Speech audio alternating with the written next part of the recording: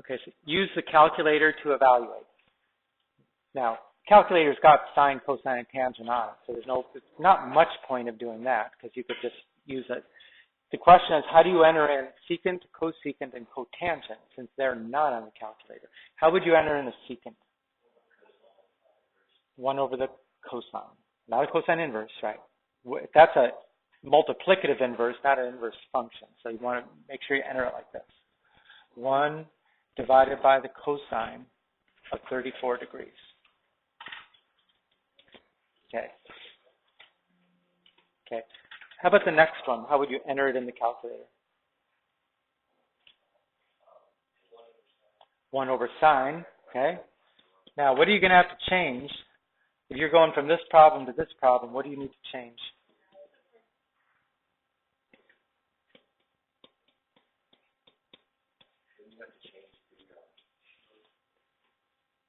Yeah, what mode is this?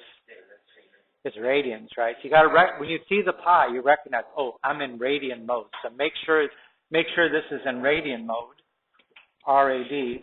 This one was in degree mode. Okay, which mode is the last one going to be in?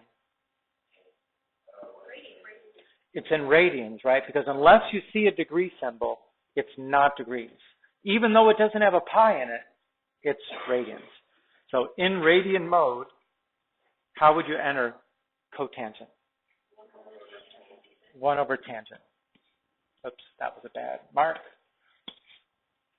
1 over tangent of 56. Now, did anybody write these answers out? So,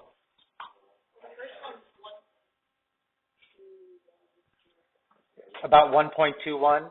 Okay. The next one.